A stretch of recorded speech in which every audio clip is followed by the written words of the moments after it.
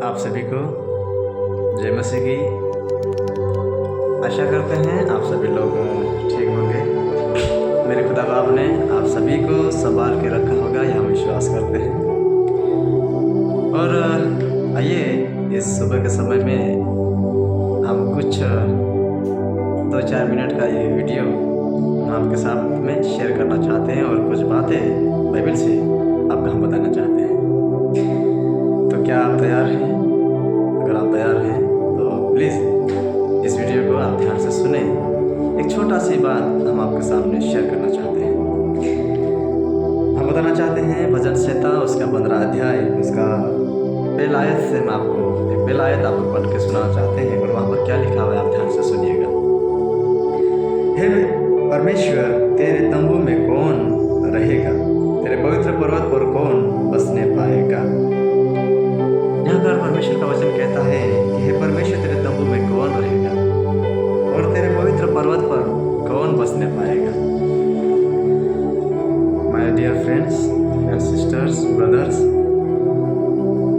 परमेश्वर के उस पर्वत पर उसके तंबू में कौन बसने पाएगा? तो दूसरा वचन कहता हम आपके सामने पढ़ देते हैं। वो जो खराई से चलता और धर्म के काम करता और हृदय से सच बोलता है। तमाम बातें हैं, लेकिन हम आपसे इस दो वचनों के माध्यम से हम आपसे बात करना चाहेंगे। वो जो खराई से चलता है और हृदय से सच बोलता है। मेरे भाई और बहनों, हमें उस खराई में चलना है, उस सच्चाई में चलना है, क्योंकि यीशु के ऊपर विश्वास कर लिया इतना हमारे लिए काफ़ी नहीं है। हम यीशु को मान लिया इतना हमारे लिए काफ़ी नहीं है। वचन बोलता है जो उसकी खराई पर चलता है और हृदय से सच बोलता है। आप सोचिए कि हम कितने उस खराई में चल पा रहे हैं जो परमेश्वर का कलाम सिखाता है। हम कितने उस सच्चाई में बने हैं जो परमेश्वर का कलाम हमें उस सच्चाई में बने रहने के लिए कहता है। हम कितना हृदय से सच बोलते हैं, हम कितना हृदय से उस परमेश्वर को आदर देते हैं, ये हमें सोचने की जरूरत है। हम किसी के ऊपर इल्जाम नहीं लगाएंगे, किसी का हम न्याय नहीं करेंगे क्या करना चाहते हैं, लेकिन हम वचन से आपको कहना चाहते हैं। वचन जिस प्रकार से कहता है हमें खराई से चलना होगा, एक एक चीज़ को ध्यान में रखना होगा। और ये आपको और मुझे अच्छे से मालूम है कि हम कहाँ पर किस खराई से हम पीछे हट चुके हैं, किस सच्चाई से हम मुकर गए हैं। हम हमारे जीवन में कौन सी बातें हैं जो अभी तक नहीं है परमेश्वर की और संसार की बातें भरी हुई हैं। हमारे हृदय में क्या है ये आप और हम जानते हैं। आप खुद ही जानते हैं कि हमारे भीतर में हमारे हृदय में क्या है और हम कितना हृदय से सच बोलते हैं, कितना हृदय से हम उस परमेश्वर को हम धन्यवाद देते हैं और उसका आदर मान सम्मान करते हैं।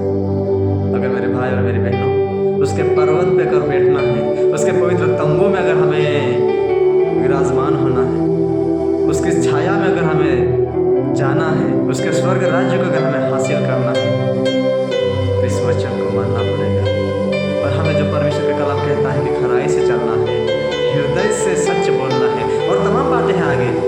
मैं आपको एक छोटा वीडियो इसलिए बना रहा हूँ क्योंकि लंबा हो जाएगा, नहीं तो इसको एक बड़ा एक वीडियो बन सकता है। हम इतना ही कहना चाहेंगे कि मेरा यीशु मसीह आपका हृदय देखता है, आपका बाहरी रूप नहीं देखता है। आप कितने तगड़े हैं, आप कैसे दिखते हैं, आप क्या कर सकते हैं, उससे कोई लेना देना नहीं है। वो एक ही चीज़ देखता है, आपकी खराई में क्या वाकई में आप सच्चाई में स्थिर है या फिर आप डगमगा रहे हैं। आप हृदय से सच बोलते हैं या बस दिखावा करते हैं। एक ही चीज़ कहेंगे, हमें हृदय से उस परमेश्वर को मानना है।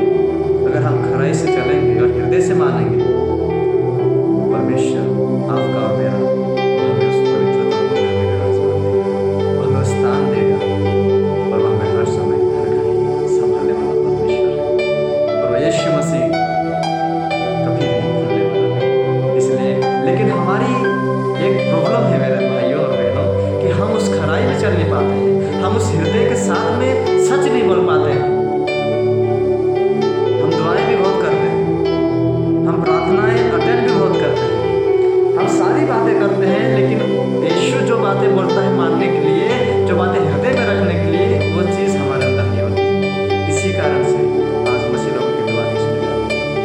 कारण से यही वजह है कि आज मसीह लोग अपनी दुआओं में बढ़ नहीं पा रहे हैं। जो चीज़ मांग रहे हैं वो मिल नहीं पा रही, क्योंकि वो दिशा ही भटक गए हैं।